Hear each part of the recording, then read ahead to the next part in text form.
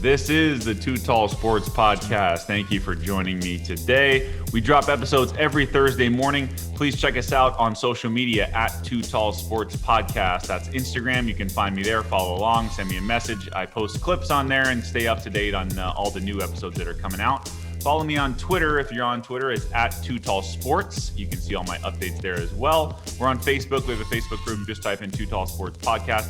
We'd appreciate it if you're going to watch the episodes. We'd love to have you on YouTube. So type in Too Tall Sports Podcast there. Please subscribe, hit the bell notification, drop a comment, share episodes with your friends and family. That'd be great. Just trying to grow the show. As you guys know, we're still fairly in the early stages of podcasting, but we're definitely growing at a fast rate. So we appreciate all the listens we can get. We're on Apple Podcasts as well if you want to just listen to the audio only. If you could, when you get to our page, please scroll all the way down to the 5 stars. Hit us with a 5-star. That'd be great, just so you can make the show more relevant and keep the exposure going. Drop a review or a comment if you could. That helps as well. Just trying to stay in that Apple algorithm. Check us out on Spotify. If you listen there, you can follow along. Just type in $2 Sports Podcast. We're on Facebook. We're on Amazon Music. We're on Google Play. We're on Pandora. Wherever you get it, we're there. My guest today is Kenny Pordon. He spent 11 years at the NFL in their marketing department. So we talked to him all about how the league handles issues with concussions and teams moving and what the stars of the league mean to its marketing and how to get kids engaged and all kinds of stuff with the NFL. It's a really cool episode. And then after the NFL, Kenny spent one season with the XFL as their marketing director. So Kenny grew up a huge wrestling fan, eventually got to work for Vince McMahon's league with the XFL and the differences between that and the NFL. It's really cool. So I think you guys are going to really enjoy this episode. He's got a lot of information. Great guy. So please enjoy my episode with Kenny Pordon, and I'll see you on the other side. Going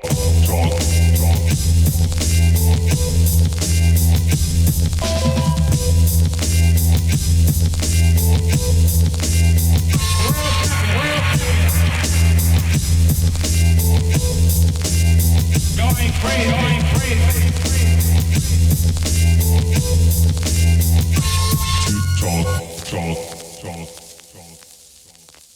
All right, welcome back to the Too Tall Sports Podcast. My next guest spent 11 years with the NFL in the marketing department and was recently the marketing director of the XFL back in 2019. He received a nomination for the Commissioner Award for Innovation and was also an Emmy-nominated producer for NFL Rush Zone, which we'll discuss a little bit later in the episode. I'm happy to have a well-rounded sports marketing guru on the show with me today. He's Kenny Pordon. What's up, Kenny? Thanks for being on with me. No, happy to be on, Brett. I really appreciate you taking the time to speak with me and excited to kind of delve in. For sure, man. You got a lot of knowledge. I definitely wanted to hear all about, your experience in the NFL and everything. And you got quite the resume. It's been an impressive track record for you in football and marketing and everything in the last 15 years. Can you believe how fast it's gone for you and what it's been like as a whole over the last 15 years? Yeah, no, it's been something that I've obviously had some time now to reflect on, and it has been an unbelievable journey. And I'm very, very fortunate for growing up in, North Jersey and having dreams of being in the sports industry and, filling out, different things around sports in my notebooks and just dreaming things up on paper, but then to be able to contribute to, one of the most successful leagues in all the world in the NFL. But also being able to help bring back the XFL in 2020. And basically two things that I loved growing up that even you talk to my friends today said, Kenny owned this. Like he would watch NBA with us, or my college friends would be like, Kenny would watch MLB with us or baseball. But the two things I owned was the NFL and WWE. That was kind of when I grew up, really from, 5-6 years old all the way through high school, and to work an XFL that was kind of a combination of both at sometimes was a thrill of a lifetime. So really, I've been very, very fortunate in the journey I've taken, over these past little less than 15 years, but, it's been great. And now it's more of where do I take this amazing experience I've had and what's the next steps in my career. So I think it's a very exciting time because you're reflecting back, but you're also looking forward. And I think that that's often where you really make exciting decisions, for your career. So we'll see what the future holds, but definitely excited to, like I said, get in it with you and really, go through my experience to date. Sure. No, I really appreciate that. I'm happy to have you. And by the way, we might have to do a little bit of WWE talk since you just told me that. So we might do a little of that at the end. So you mentioned you grew up in North Jersey, huge Giants and Yankees fan. Who are some of the, I guess, athletes you remember as a kid growing up idolizing, and who you rooted for and who you really latched onto as a kid? Yeah, no, absolutely. So it's amazing to live in New York versus really anywhere else. LA is sort of close as well, but we have 9 professional franchises, in the New York area. So there's always some team that's usually doing well or doing poorly. There's always news in New York, and we're really Philadelphia, Boston, New York. You could probably throw Chicago in there as well, or great sports talk cities. So when I was young, it was exciting to be in a market when sports talk was just starting, and really having those conversations when the New York teams were all having their moments in the sun. So I was born in 1984. So I came of age really in the early 90s. So I sort of missed, to a degree, the Giants Super Bowl wins, but that aura of the Parcells Giants was still really strong. But the first team I really remember was the 97 Giants. And a lot of people don't remember that team, but they were just a scrappy team. Kent Graham was the quarterback. It was Michael Strahan was just coming of age with that team as well. So it was really the first great Giants team that I, watched. And it really is a special team for me. But I also remember one of the first games watching was LT's final game in the playoffs against San Francisco, where the Giants got blown out. But that was kind of the end of an era of that Giants team with Lawrence Taylor and Phil Simms and kind of the great teams of the 80s. So naturally, it was easy to become, a Giants fan. Yeah, I think so too. And they don't let you be bad for a long time in New York. So you got to produce. That they're used to winning there. So I totally get that. Well, I tell people all the time, like, this is a huge drought for New York. When you think about, we have 9 professional franchises. Since 2000, there's been 5 championship teams in New York: the 2000 Yankees, the 2003 New Jersey Devils, which some people say is New York, some people say it isn't. Yeah. The 2007 New York Giants, the 2009 New York Yankees, and the 2011 Giants. That's 5 championships in the last 21 years. So yes, right. This is considered a drought for sure in New York. Maybe not in some other markets, but for New York, it definitely is. No, it's the same out here in Southern California too. Like with the Lakers and Dodgers, obviously we have more, we finally broke through, but it was the first time in 32 years that the Dodgers and Lakers won the championship in the same year. So it's pretty crazy how long of a drought it's been for those 2 teams as well. I wanted to ask you about, so you decided to go to Fordham University and you get into talk radio and stuff like that. How did that all come about? Did you know you're going to start doing that when you got to school? Yeah, no, I absolutely I remember the number one thing I would tell my mom, because my mom would get all these big college books and put them on our table. And she would be through and she would know exactly kind of what the requirements were. And I would say, I want to go to a school that's very big in communications, sports communications, and maybe has a radio or television station. So for years, I became a big fan of Syracuse basketball and football because in New York, we really don't have a college football or even college basketball team. A little bit more in college basketball because you would have St. John's, who was pretty good growing up, and Seton Hall.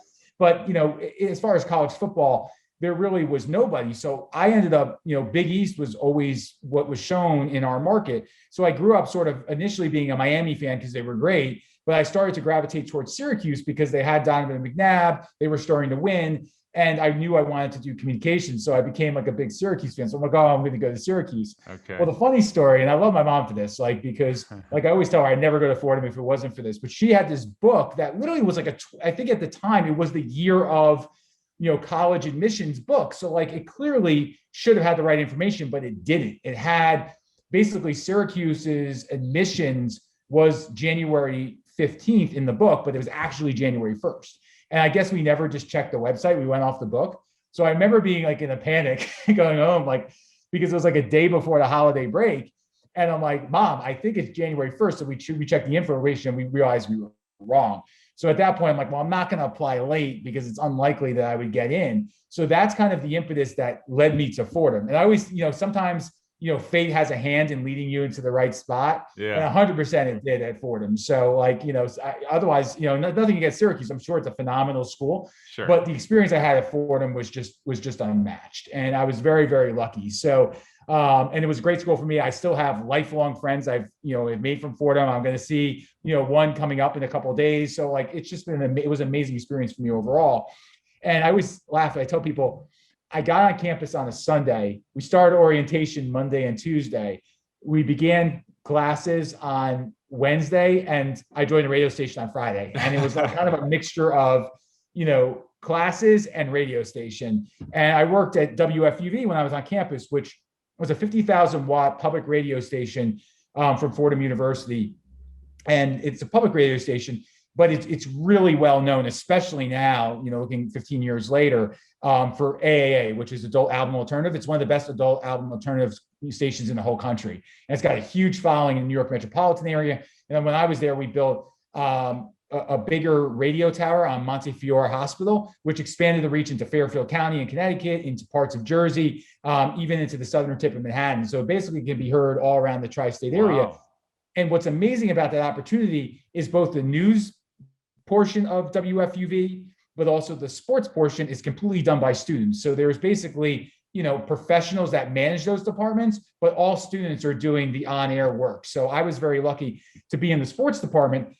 And as part of that, I got a chance to be the beat reporter for the Giants, Devils and Mets, but also got to cover the Yankees, got to cover the Knicks, got to cover the Nets. So almost, most teams in the area as well. And even the Metro Stars before they became the Red Bulls. So basically we covered everything. I got to do stuff at Belmont Park. I got to do a show from the Baseball Hall of Fame up in Cooperstown. I got to do a show from the NFL draft as well, and was one of Adrian Peterson's first ever interviews. So like, just really, really cool opportunity at my age to be able to have that sort of experience. And even, the number one thing I loved was the talk show. So we did a 3-hour talk show called One-on-One Sports, which actually is the longest running sports call-in show in all of New York City. Longer than any sports call-in show on WFAN or anything regarding sports on the radio. So it's still on today. It's on from basically 10 p.m. to 1 a.m. On Saturdays. But when we did it at the time, it was 1 to 4 p.m. And we would either do Fordham Sports, which was either basketball or football would usually come on during that time period, or the talk show. So it was great. We got to talk to some of the finest minds in New York sports and national sports overall about all different sports that were happening. But also be able just to debate, the topics within sports. And if you know anything about New York is a baseball first town. There's some that are baseball first, really St. Louis, Chicago, and Boston come to mind as baseball first cities. Yeah. And New York is one of them. So to be on the air mostly in the summer, doing talk shows every single week, talking Yankees and Mets, it was an amazing experience and a lot of fun. So it truly was a great part of my college experience. Yeah, that's pretty cool, man, to have that much access when you're in college and be able to have a not national radio show, but a pretty big time radio show. And like you said, WFAM and those other stations, they got big name guys that are there, but you were still able to do that while you're in college. Like, you didn't even know what you had almost, probably. That's pretty cool. Yeah, I remember probably the one time I was a bit starstruck to a degree is just when you go into Yankee Stadium, but then to go into the bowels of Yankee Stadium and you're seeing the locker room and you're seeing as they go out the field, like, thank the good Lord that he's made me a Yankee. And you see like the Joe DiMaggio plaque. And then you walk in and it's like, here's Derek Jeter's locker, or like, here's Alex Rodriguez's locker. It's pretty amazing. And just to be that and have that experience, as a 20-year-old in New York City, it was just unparalleled. And I think it really led to everything else that came after it, because it gave me a foundation within the industry. And I learned a ton about sports media and sports broadcasting. And whether I work in sports media or broadcasting in the future, I always have an interest in the field because I was in it and got to see some, people on the media and editorial side be able to do their work, and always have a great respect for that, profession and what it takes to be a really phenomenal sports reporter. So it was just, you can't ask for better experience than that, to be able to, have that plus the great coursework that Fordham University provides as a top 7 university in the US. So it was just an amazing opportunity and one of the true gifts I was given in my life. Yeah, definitely. And you turned it into something even bigger than that. So you graduated from Fordham. What were your thoughts on, so you end up interviewing at the NFL, and I just wanted to ask you about that, but did you think your future was in broadcasting? It's funny you mentioned that. So when I came into Fordham, 100%, I thought I was going to be a sports broadcaster, and that's what I wanted to do. And as you could hear in the passion of my voice, I loved every minute of it. Sure. It's not that I didn't like sports broadcasting. Right. I think, maybe now in this era with podcasting and more opportunities to get a tape out there, I might have looked at things differently. But at the time, radio in New York is really hard to break into. And I think I had lost a little bit socially with some friends, college friends, high school friends, because of the sacrifice I had made in radio and all I had done in college, which I don't regret it. It was an amazing experience. But I was thinking, like, what do I want to do? Do I want to be in sports business, or do I want to be in sports media? And I had seen a lot of people that had worked at WFEV go right into public relations. So I'm like, this might be better. It's a little bit more of a set schedule, even though you're working nights and weekends at times. It's a little bit more of a set salary. I could stay in New York. So that was kind of my thinking, or at least stay on the East Coast, because I really that's what was my desire, was to stay kind of somewhat close to my family. And I wanted to ask you about, the beginning of your career with the NFL. What did you learn about the brand that they tried to build and the strategy about how to market the league from the top? What did they want you guys to do? Yeah, no, absolutely. So, I can speak from like a first year perspective, and then we can go into a little bit more as I matured in the marketing team. But I think, what makes the NFL successful, and it's always been the traditional approach. Pete Rozelle came in the early 60s for Burt Bell, and really his approach was a PR focus. He had been a public relations, ran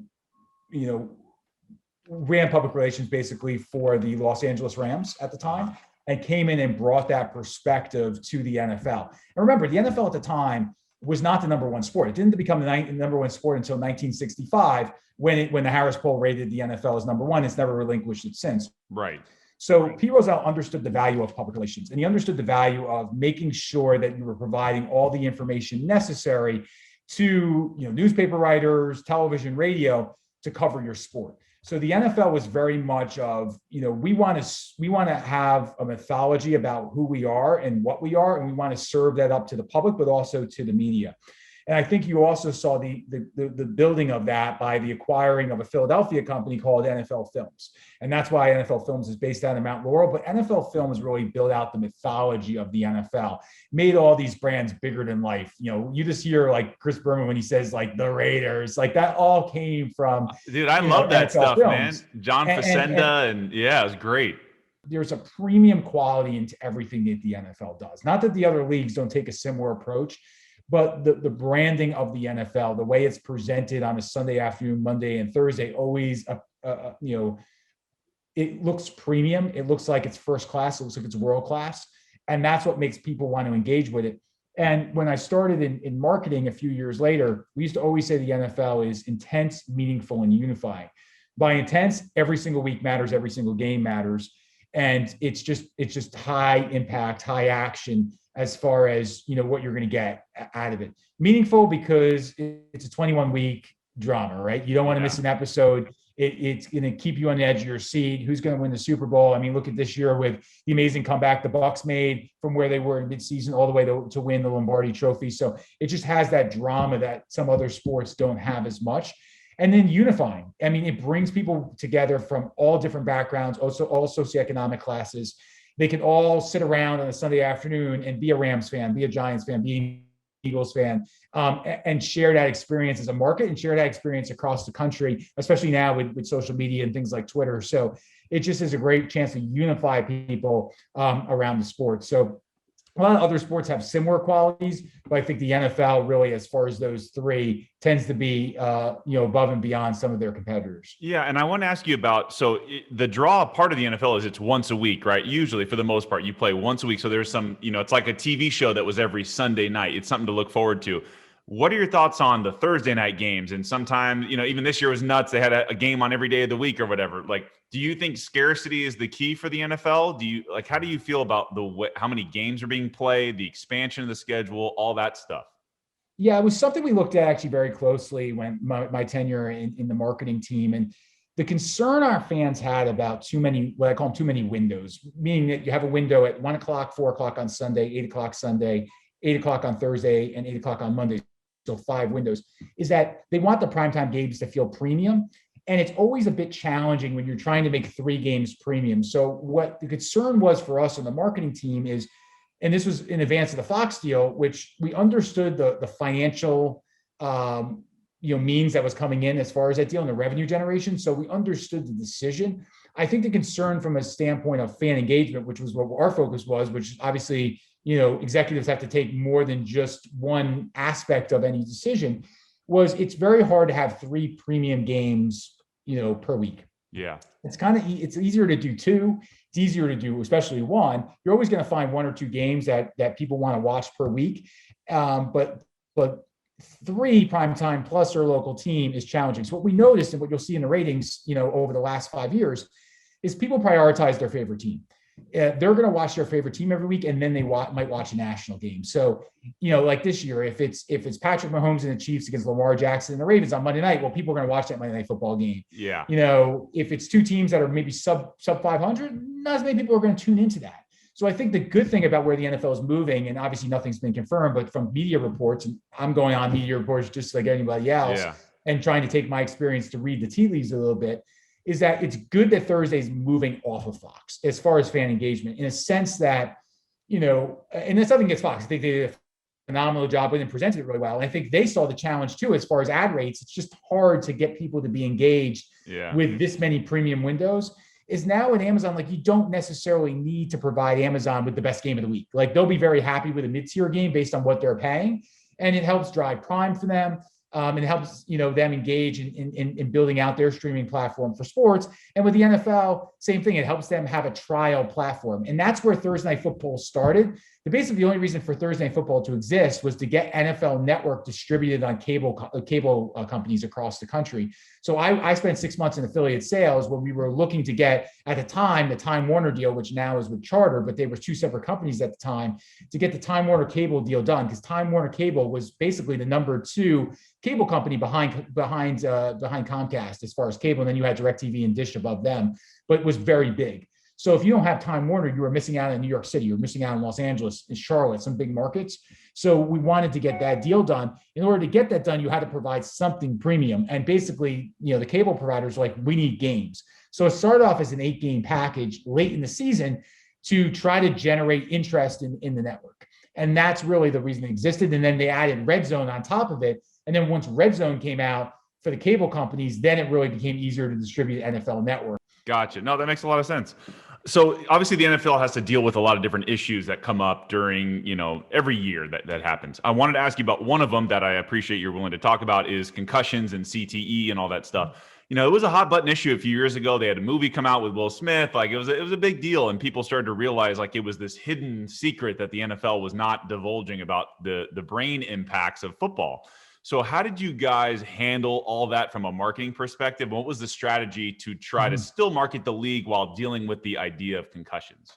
Yeah, I think the best place I can speak to it is from what we did to market the game at the youth level, because that's my expertise. I mean, obviously, there was other things that were done from a health and safety protocol from others at the NFL, which would be much better to speak on those issues than me. But from the youth side, we were dealing with a little bit of a problem, in a sense that, for 6 to 13-year-olds, parents were very unsure if they wanted their kids to participate in tackle football. And for the most part, when you look at the south of the U.S. and our areas of the Midwest, not as much of an issue there. I think parents felt more comfortable, maybe because it's more cultural youth football in those markets, that they were continuing to have high numbers of their kids participate in tackle. And we always knew, so first off, we wanted to make it all about parental choice, but we truly wanted to make it about choice. We knew in order to have choice, you need to have options. And we didn't want the option to be, I don't want my kid to play football. Like, that to us was not an option. For us, it was the option of, okay, you want your kid to play football. What's the best option for you? So we wanted to create alternatives. And the big alternative that we really supported in the marketing was flag football. Yeah. It became the fastest growing sport in the US, over, the 3 years that I was working on the play football program. And his flag football overall, skyrocketed and really became a growing arm of football participation. So what ended up happening is in more affluent areas, especially suburban areas, we saw a decrease in tackle, but we almost saw at the same time an increase in flag. So it was great because kids that might have played or would be eligible to play tackle football in first grade that would have just walked away and not played the sport ended up playing flag. And that was the biggest thing for us from a fan perspective, because 85% of those who play football are likely to be lifelong fans. And we always knew if a kid really wanted to play, for the most part, a parent is not going to say no. So definitely make it seem fun and exciting for kids. And we did that a lot through our social campaigns, through Instagram and Snapchat. Yeah. You're more likely that the parent's going to say yes, and you'll have more kids participate. So it was a complicated issue, obviously, as far as concussions, but we didn't want to try to dissuade somebody on the science of concussions. We left it to people far smarter than us in marketing to figure it out from a brand perspective and NFL perspective. We were just like, well, what if that's a net negative, then what are some of the positives of football? Bringing communities together, Friday night entertainment, unifies the student body. What are some things that everyone could agree that football does? And let's lean on that and maybe, not focus as much on some of the negative aspects that the sport was currently combating. Right. No, I think that makes sense. I totally agree with you. Get the ball in their hand. And maybe they play tackle football in high school, but maybe not in the beginning. And so you still get them playing football. So I totally understand that. I wanted to ask you about, so you're well-versed in regions and market performance with football around the country and ratings and how to market to these areas. So I wanted to ask you about the recent movement of some of these teams in the league, like the Rams leaving St. Louis to LA, the Chargers leaving San Diego to LA. And then of course the other big move was the Raiders from Oakland to Las Vegas. How did the league kind of feel about that? And obviously they're going to better markets than where they were theoretically. So what was your guys' strategy around team movement? Look at the NFL, I think we had like less than 10 teams that were West Coast based. So there was a real desire to move teams out of the Midwest area and even Northeast and potentially move them out West. So that was a lot of the impetus behind the Rams move. Los Angeles had been a market for more than 20 years. And basically the Raiders and Rams had left the market in 95 and took all the way back into kind of the latter end of the last decade to come back. So it was more than, 20 years for that to take place. And we thought, I think when looking at the landscape, people thought, would it be Jacksonville? Because clearly at the time, in the last decade, they had some issues with ticket sales, which is why they were having a lot of games over London. Would it be the Raiders? Because the Raiders were the most popular team in Los Angeles. They had been there for a lot of years and had won a Super Bowl championship in LA. So would it be them? Or, would it be a team like the Chargers, who were in San Diego, who had stadium issues in Qualcomm, and would they move 2 hours north to another venue in Los Angeles, or even between San Diego and LA, somewhere, in between there and in the kind of Newport Beach area? Or, would it be the Rams, who traditionally had been the team from Los Angeles? So St. Louis, for whatever reason, has just had difficulty with football. And I think it's somewhat the size of the market. So I think they have great fans. I learned it at the XFL with the Battlehawks. They were our best fan base. So wow. St. Louis has amazing football fans. But I think for an 80,000 seat stadium to fill every single week, it's just not as big as baseball in that market and in some other sports. So even in hockey does well in that market as well. But in hockey, you're filling out a 20,000 seat arena. Football, you're doing 80,000. It can be challenging. So I think there was just times that they were struggling to sell tickets. And I think there was a real desire to bring a team back to LA. When the decision was made in 2002 to expand to Houston, who had lost the Oilers to the Tennessee Titans, we knew we're not going to expand past 32. It was just too good. 4 divisions in each conference, 4 teams per division. The math works out really well for a 16-game schedule. It just wasn't a lot of desire to go into further expansion. So there needed to be relocation, which I think is something that the NHL is going to deal with, over the next few years as well. So the Rams kind of became the natural team to do that. I think part of it was St. Louis wasn't an amazing NFL market. They were a good market, but just not amazing. I think, and the other point of it was just, we knew we needed to have a team in LA. We needed to have more West Coast balance. And I think that's why the Rams decided to move.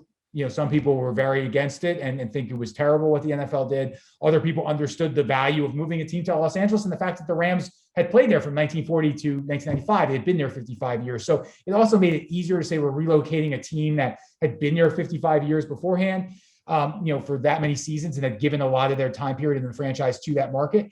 So then the decision became, we had a situation in both Oakland and in San Diego. Right. There was an appealing opportunity in Las Vegas with them developing a stadium. We knew Las Vegas was one of the fastest growing markets in the country and one of the more affluent markets in the country that could support an NFL team. So with that, there became two options: another team to LA, another team to Las Vegas, or two teams in San Francisco. The commissioner really wanted Oakland to move to the new stadium with the 49ers. The 49ers and Raiders, as far as front offices at the time, just didn't see eye to eye. The Giants and Jets had done it in 1984 and made it work, even though at times it was a contentious relationship. Now it's obviously on much better terms. The 49ers and Raiders were kind of there when they were looking to move. I don't think the Raiders wanted to move in with the 49ers, but that was really the only option that we gave the Raiders. We're like, it makes sense. We just built this stadium in, Santa Clara. It's a gorgeous new stadium. You could definitely split it. So when they decided not to do that, they looked very at the Las Vegas option and made the move to go there. And I think it made sense for the NFL because they added another Western market. And then the decision was on San Diego. They looked at several options in the San Diego area, just never worked with the local government. So the NFL too said, we're building, I think the price tag came out to $3 billion. It might be more than that, of this new SoFi stadium. They're like, to have one team there, it makes no sense. It's a very expensive stadium. How do we get two teams? And a lot of the funding that Stan Kroenke of the Los Angeles Rams was able to get from the other owners and the buy-in from the owners to get the funding was there would be two teams in there similar to New York because it was the number two market. So that was a lot of why San Diego decided to move up to Los Angeles. So it's tough because, as Brett, Los Angeles is a basketball, baseball, football market. Football is number 3 in the market. Yeah. Now you got 2 pro teams to support. I saw how difficult, with football being a number 2 market in New York, it was for the Jets. It took them years to build a fan base. It's probably going to take 20 years for the Chargers to build a similar fan base. But I think the NFL still thought, from a long-term economic standpoint and fan standpoint, it made sense. But definitely in the short term, San Diego had much stronger football fans than the second franchise in LA. But I think it's just the economics of it made sense. And who knows, down the road, if there's another relocation opportunity, I'm sure, San Diego, with the affluence in San Diego, they could definitely be open for potentially another team. Because especially still, I think the NFL needs more West Coast balance. And that's why I would also not be surprised to see a team potentially, in places like Portland, maybe a team even in Salt Lake City. I think that those are type of markets that the NFL will look at just to get more West Coast balance. Yeah, I think so too. I totally agree with that. And yeah, the Chargers definitely had a better fan base down in San Diego, but being number 2 at SoFi isn't the worst thing in the world. It's just going to be hard to, like you said, it's going to take a while. But hey, winning cures everything, especially in LA. If you start winning, people will start paying attention. So I wanted to ask you about, from a league perspective, about marketing players and who's important and all that stuff. And you and I talked off air about the value of Tom Brady and guys like Aaron Rodgers and the big name players in the league.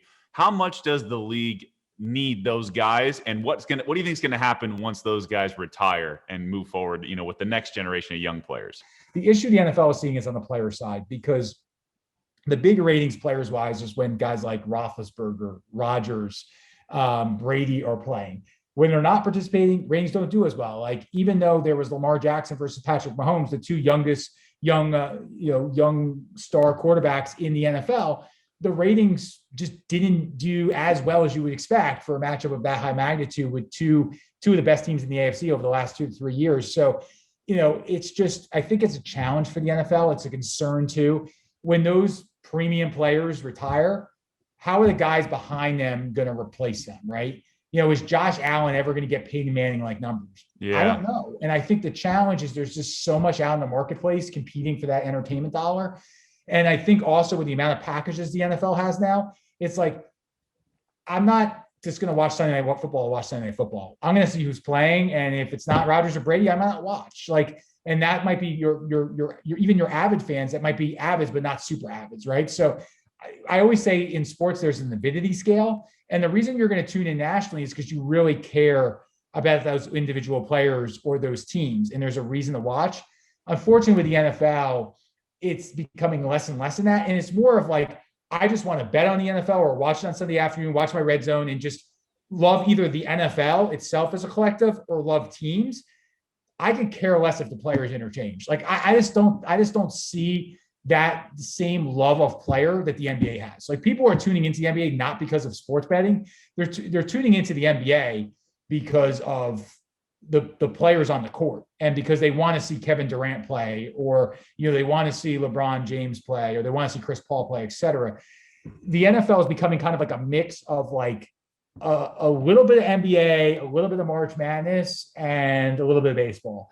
And March Madness, like the only reason people are watching this weekend is for gambling and brackets. Like people could care less who the teams are. They just, they're watching it because of the excitement of the tournament.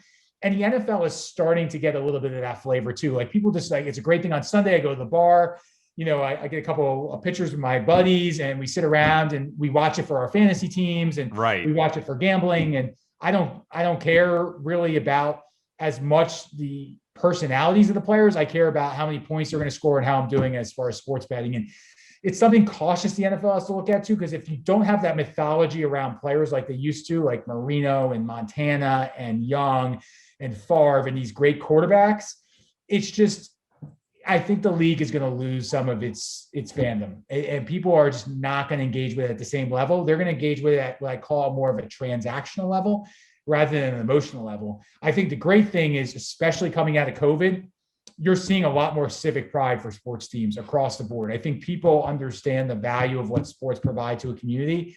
I think that's a great place for sports to build, especially the NFL, as you have fans come back into the stand. So it's a very interesting thing that the NFL is looking at this point. And it's like, how do you keep that model of 50% players, 50% teams, and keeping that shield strong? And right now, I think the players is probably the biggest concern. Yeah, no, I totally agree with you. And by the way, yeah, fantasy and gambling, that is definitely keeping those ratings alive for sure. Because that, like you said, people don't care as much about, even if you're, however, I guess I would say probably for you guys, however you get to the game, whether watching or live, whether it's fantasy gambling or fandom, that's all good as long as you get to the game. Absolutely. Absolutely. So we mentioned, 11 years with the NFL. It's a long time. And then you get this opportunity to go be the marketing director with the XFL in 2019. So what was the transition like? Were you scared to leave the NFL to try something new again? And this is the second go around for the XFL. What were your thoughts on making the move to more of a gamble on yourself here or with that new other league? Yeah, initially it was funny because I actually made a transition, a very brief transition out of sports actually into news, and worked at CBS News, which is just, fascinating overall. And just to work at one of the preeminent news divisions in the US and get an understanding of, how they put together, the day's story, right? And just the national story of where things are going. So it was a good experience. But it was a good experience too, because it was more of a startup feel. I worked on the digital side of CBS News for CBS Interactive, which is now basically the company that's running Paramount Plus. And they were one of the first in this new space called OTT and VOD and AVOD. So, and SVOD. So they really, were one of the formative players in everything that we see today with Disney Plus and Paramount Plus, ESPN Plus, et cetera, everything that's happening as far as these direct to consumer services. So it was great to get that experience. But when I was looking to transition out of the NFL, I was really first intrigued when Vince made the announcement in January 2018. And I remember talking to some people at the NFL. I'm like, this thing can really work. Like with Vince's money, with his marketing genius, I knew he was going to hire big time, people within the sports industry on the marketing side, and then bring Oliver Luckett, who's phenomenal on the football side. It was just a real chance for this thing to work. So I had started some, even at my time at the NFL, some initial, outreach just to learn more about what was going on. And I think at the time they had like 13 employees, so there wasn't much going on. And I tried to get there before CBS. It just took a while to hire. So I ended up making a transition thing. Oh, maybe I'll go into news. This is because at that point I had worked at the NFL for 11 years and loved every minute of it, but also was, knew, maybe it's time to transition, as well. And I think that they were looking for some transitions in the marketing team too. So, it was just a good time. So it was time to kind of, move on. And I did so. So, from that standpoint, it was a great experience. As far as going to the XFL, it was interesting because all the same work that you have to get done just in the baseline NFL as far as executing games is all it has to get done at the XFL, but you're dealing with like maybe 20% of the resources, if not less. So what was amazing about the XFL is like everything needs to be done yesterday. And that's what you learn in the startup culture. And I think myself and the creative director, David Hilton, and Scott Parker, who was my manager on the marketing side, from a branding perspective, we wanted to make sure everything was top notch, that we looked professional, that we looked like we were a well-run league, right? And that was really important to us. So we spent a lot of love and care on making sure that everything that went out of that building looked like it was professional quality. And with that, it could be challenging at times. You have to say no to a lot of things, and you have to scale back at times on what you can do. But I think we really wanted to make sure that our group was focusing on the quality of the presentation of the product. So everything you saw from XFL graphics on TV to the XFL field walls to any sort of ticket sales, marketing, collateral was all based on the style that we came up with as a team. And I think what was great is, I remember Marcellus Wiley watching the first week of XFL and commenting on it, said, it feels big time. It feels like it's a real league. And like that meant a lot to us because that's exactly what we wanted to. And I remember running a media day for ESPN and Fox Sports, and we had all of our players kind of bus in and do a 2-hour media day where they would work, part of the time with ESPN, part of the time with Fox, and part of the time, with our team that was looking to get video and stills as well for some of our ticket sales campaigns. And I remember basically the head producer for ESPN went to our president of our organization, Jeffrey Pollock, and said, you guys looked like you had been around for 20 years. It was a very professional shoot, and you should feel proud. And I was one of the people that really put a lot of kind of logistics together in the shoot. And I remember taking a lot of pride in that because that was the number one thing we wanted to get out from our partners. And the number one thing we wanted to get out from our fans was this was a big time league. So I think it's great that you're seeing today's news, that the XFL and CFL are looking for a potential partnership. The idea that the CFL would think that highly of the XFL, the fact that ESPN and Fox Sports thought highly enough of the XFL, where The Rock was willing to buy it because Fox Sports and ESPN showed interest in airing games again. The fact that XFL games outrated some NBA and college basketball games and clearly a big time for both of those sports. Yeah. It just showed that there could be another football product to get fans from, basically the end of the season to the draft. And who knows now with the CFL being involved, maybe it becomes a June to November league. Who knows what the situation will be there. But it's just exciting to see that there's life for an alternative football league. Minor league baseball is always tied with Major League Baseball. You have, the minor league hockey system that's tied in with the NHL and the NBA G League that's tied in with the NBA. So the NFL is the only one that does not have a developmental league. And I definitely think it's the right time. I think it could help with expanded rosters. It could help with health and safety issues. It could help with getting young quarterbacks development time that don't have to sit on the bench like Aaron Rodgers did in Green Bay for 3 or 4 years. Yeah, totally. They can get development time and be able to get some reps as well. So I think it's the right time for a development league. And I'm definitely rooting, for the XFL and CFL, but felt really good, at least the legacy that we left behind for me personally, for the 7 to 8 months I worked there, is that people thought highly enough of it that it's still in existence in some form and people are trying to bring it back. So I think that's the ultimate compliment you can give to a league. That's great, man. That's awesome. You were able to, that's pretty cool. You got to be a part of 2 separate football entities, and it's cool. You can leave behind that kind of little startup legacy on that whole thing. So hopefully it does continue to grow in a good way. I wanted to ask you about you got nominated for an Emmy with your NFL Rush Zone. So tell us about that. What exactly was Rush Zone and how did you apply it to the NFL? Sure. So NFL Rush Zone was the first ever animated TV series ever done by a professional sports league. So amazing accomplishment. Basically, before my tenure in 2006, I believe some Nickelodeon characters appeared, or animated, just general cartoon animated characters appeared at one of the Super Bowls. And the executive team was really interested, saying, that's an opportunity that we can do really well with, because the NFL is probably the number one family sport. People get together because the games are on Sunday afternoon. It's during cold times of the year, especially in the Northeast and the Midwest, where there's not a lot to do, right? It's 20, 30 degrees. People sit around watching NFL football. So naturally, kids tend to be very big NFL fans. Every survey we did during my tenure at the NFL would always show that the NFL was leading among kids and teens, though the NBA was creeping up a little bit too close each year for comfort for us. But great job by those guys. But it was clearly something that we were top of the class in. So we thought, why not partner with one of the best kids brands out there in Nickelodeon and see if there's potential partnership. So initially there was some work done around Super Bowl, having Nickelodeon take their talent and interview players during Super Bowl media day, and do some, video packages that would be aired, on their air in between programming during Super Bowl week. So that was initially how the relationship started.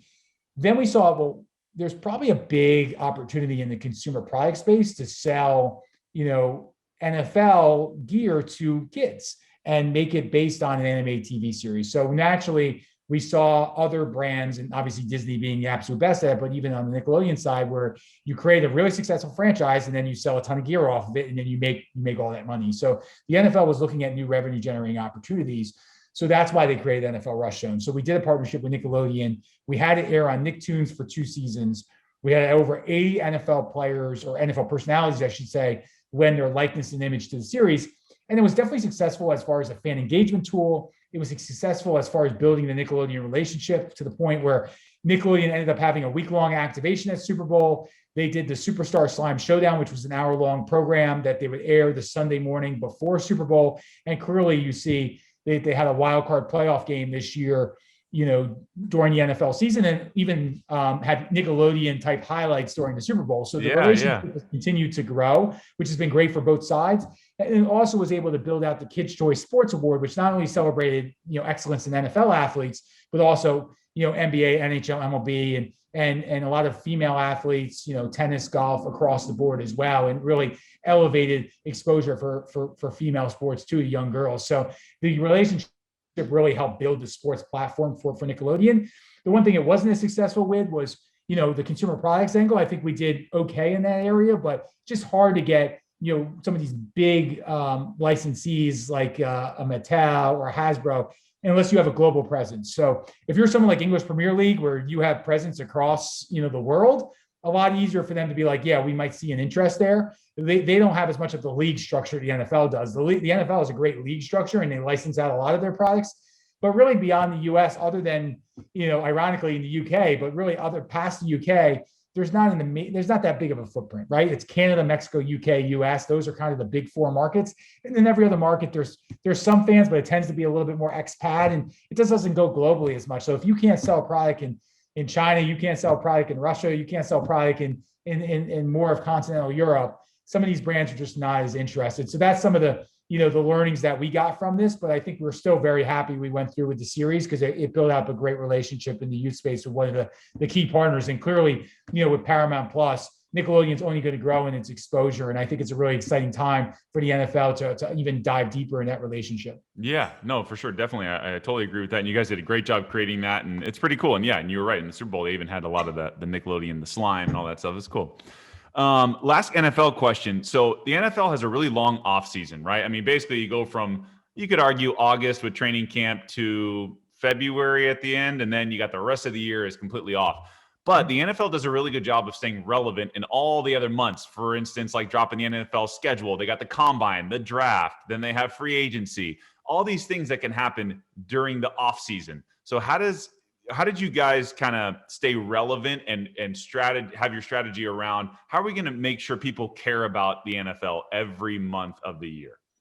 No, it's a great question. And I think, if you look at the other leagues, just as what the competition is, they all have 3-month off seasons basically. So, and even you could say roughly about 2 months. So the NHL ends in June. They start back up in September with preseason. Same thing with the NBA. They basically, end in June, start up in September with preseason. And baseball basically ends in October, and they start, spring training in February. So all of them have a 3-month off season. Right. The NFL is the only one that has a really long off season, because you look at it, they're done early February, and they don't start really until roughly about 6 months exactly later with the Hall of Fame game in August. You want to add, training camp or what have you, then you're even saying like mid-July. So there's a big gap there. So the real challenge in bringing on a lot of new sponsors to the NFL, a little bit even before my tenure, I would say kind of in the early 2000s, is a lot of sponsors would be hesitant to do a deal with the NFL, because like, is it really worth it?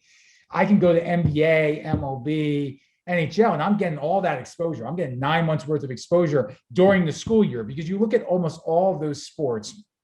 Baseball is obviously a little bit different in their structure, but baseball is like, we're going to basically hit you, from the back end of the school year all the way through those summer months into the early part of the school year. So we're going to be your a great brand to engage families around summer vacations, get them out to ballparks, whether it be minor league or major league, engage them with the game. Right. I think when you look at NHL and NBA, it's basically the school year. It's September to June, especially if you're looking at the Northeast. So clearly they can engage families throughout the school year when families really are paying attention to what's going on, not as much in the summer, but really when advertisers can see the value in that. And I think the NBA clearly made a lot of fans on that. in the 90s, and the NHL really grew in the 90s based on that as well. The NFL's challenge was, how do we make it seem like we also are doing the same thing? So basically, they extended their season an extra 3 months. And we looked at it the same way with the XFL is, how do we take this window and now add live games to this amazing experience? So that was kind of the thinking behind it. But basically, beginning of February, all the way through the end of April is a time period the NFL said we can maximize in several ways.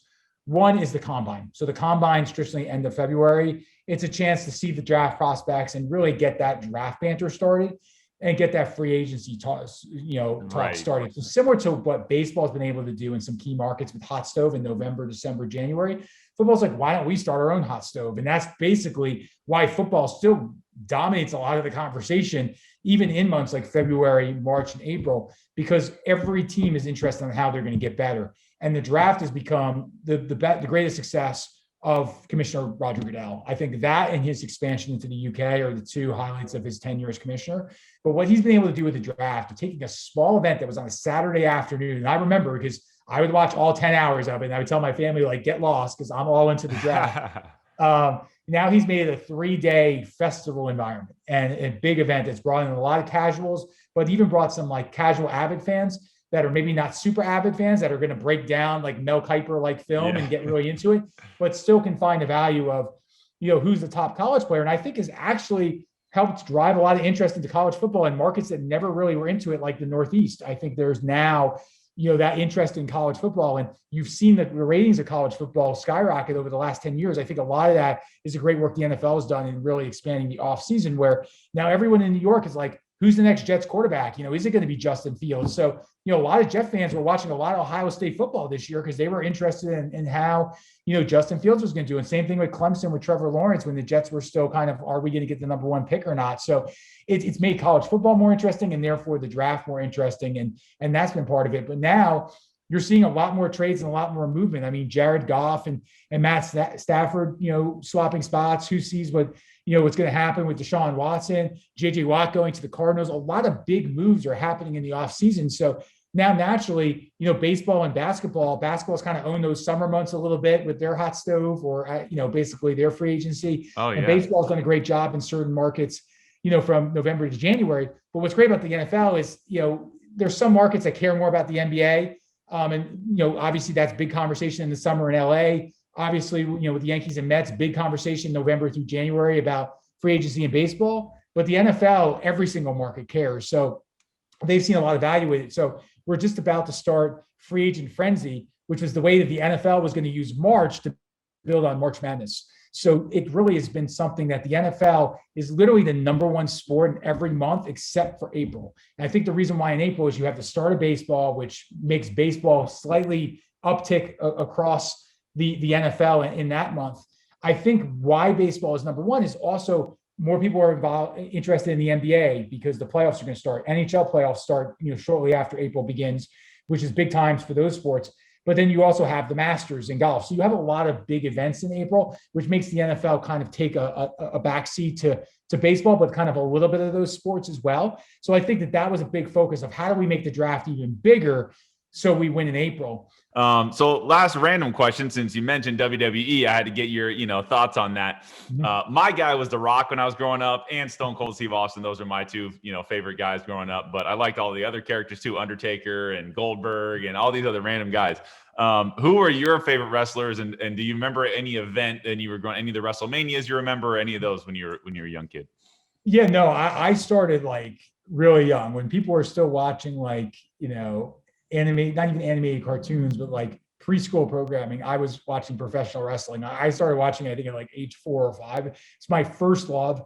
Loved it for years. And really it was amazing for me because I got to watch it during the Hogan, Ultimate Warrior, Macho Man era, Ric Flair era. And then also, you mentioned Stone Cold Steve Austin, Undertaker, and The Rock in that era. So saw the Attitude Era, and then really, the 80s era, which is when Vince took WWE from a regional property, which, the WWF was started basically in the early 1960s by Vince's father, Vincent McMahon, and basically was a territory that was based all the way in kind of New England, from Boston all the way down to DC. It basically was the Excel corridor, and it did live tapings every single week out of Baltimore, which is a television studio, but then had major cards at Madison Square Garden that would be held on a monthly basis, usually on anywhere between a Saturday or a Monday night, was when those cards were held. Vince nationalized that, took it across the country in the 1980s. So I always laugh because I'm like, my age is the age of WrestleMania, because WrestleMania was March of 1985 and I was born in November of 1984. So I always WrestleMania is basically my event, because it's like, it kind of, links up with my exact life. Right. So, clearly it was basically the biggest event that happened was WrestleMania 3, when over 90,000 fans filled the Pontiac Silverdome in Detroit, when you had the two stars of the biggest stars in arguably the history of professional wrestling, Andre the Giant, Hulk Hogan, go at it for the first time. Yeah. And that was really when WWE or WWF at the time became, going to the stratosphere. So just think, at that time, a year later is the first event I remember, which was Macho Man won the title, and that was 1988. So I'm like 4 or 5 years old. So basically, all through that era, the Ultimate Warrior era, like when people are 4, 5, 6, 7, they have formative experiences. We always say the best age to get a sports fan is 5 or 6. That was my 5 or 6 year old experience, and you're more likely to become a lifelong fan. So, for me, that's definitely something that I've kind of, like most wrestling fans, you kind of dabble into it, you dabble out to it. I got back into it a few years ago with Brock Lesnar, and when The Rock came back, I've kind of dabbled out of it recently. But I'm always reading about it, always keeping on tabs of what's going on and who's in the promotion and what's happening. So, it's always going to be something that, one day I would love to potentially work there. I just think it would be a fun way to round out, my career and some of the experiences I've had. But it was great to at least be at the XFL and gain that experience. But what's been amazing with WWE and following it from, the time it went national to the time that the Attitude Era made it one of the hottest things, especially for 18 to 34-year-old males in the country, to now what they've done for, female empowerment and female athletes and women's sports with the women's division and the amazing work they've done there, to the international growth they've had all across the world, to being at the forefront with WWE Network, which eventually now will be part of Peacock, and grow that service, to now the sponsorship end with big brands like Snickers or Mars that want to be part of WWE. It's just phenomenal. It's really one of the true amazing American stories, not just sports American stories, of what Vince McMahon has been able to do with professional wrestling and WWE. And, AEW now with really like great WWE superstars. Just recently, Christian from Edge and Christian and Paul White, who's the Big Show, just went over there. So now you're even seeing big time WWE talent go over to AEW, which is great. Anytime you have multiple promotions in professional wrestling, and TNT, after not being in wrestling for almost 20 years since the end of Monday Night Nitro around 2001, now coming back with AEW over the last few years, is now given a really good organization, not to necessarily compete with WWE, but just to be another option for wrestling fans overall. This is definitely another era of glory days for professional wrestling. And I think coming out of the pandemic, I think more and more people will engage with it. I actually think it's a really exciting time to be part of either AEW or WWE. And I think with streaming now, it just gives more opportunity for independent promotions to get their content out there, as Peacock and HBO Max and Disney Plus and these others, ESPN Plus, look to build content. There's a lot of other promotions that I think will get big time deals in the next couple of years, which is only going to help, I think, WWE. And I really feel like the more people watch pro wrestling, the more it grows all boats. I mean, it never was more popular than when WCW and WWE were both strong. So I think we're heading to another glory age of wrestling. And it'll be exciting because I'm obviously single now and I'm 36. And, hopefully when I have a kid who's like 4 or 5 years old, I can kind of get them back into it. And probably the next time I probably will get potentially strongly into the product, but always will have a deep love for it. And a lot of myself was built up, watching WWE and really sharing those experiences. And it's just amazing. To me, everyone says the GOAT's The Rock or Stone Cold or Hulk Hogan, but to me, the GOAT's The Undertaker. I mean, literally what he was able to do for 30 years is phenomenal. And, I think it's really tough when you look at the Mount Rushmore. I mean, I think it's like Undertaker, Stone Cold, The Rock, probably Hulk Hogan and Ric Flair. And it's kind of like, which one of those four do you put on that Mount Rushmore? But it's it was an amazing thing growing up.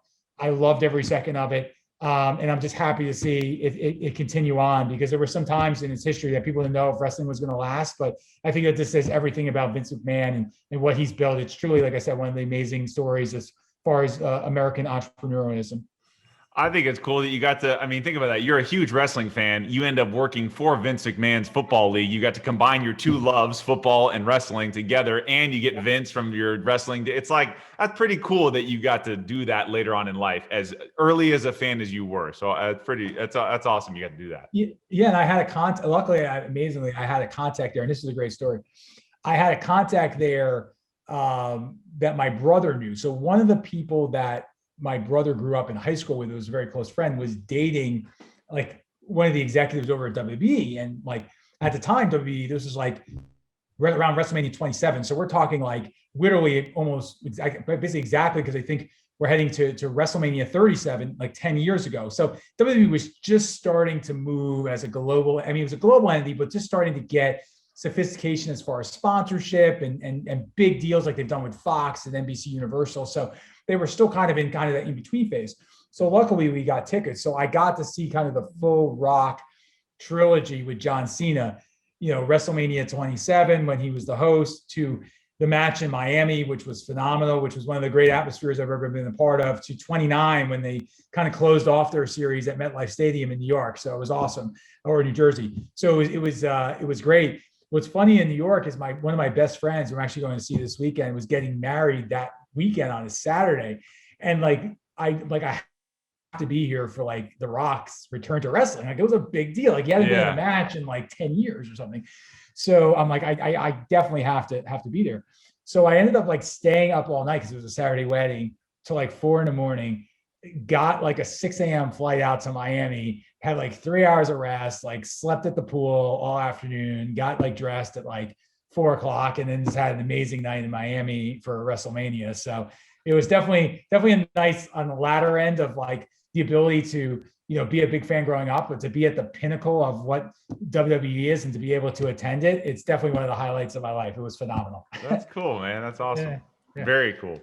So not that by the time this comes out, you might already have a job, but if anybody wants to reach out to you, how can they find you on social media or LinkedIn or anything like that? Yeah, you feel free to reach out to me on LinkedIn. It's just Kenny Pordon, LinkedIn. You'll see it there. And, feel free to connect with me there. I'm happy to talk to anyone. And yeah, it's for me, I love the sports industry, and I love New York, and I'm looking at couple opportunities kind of in both realms.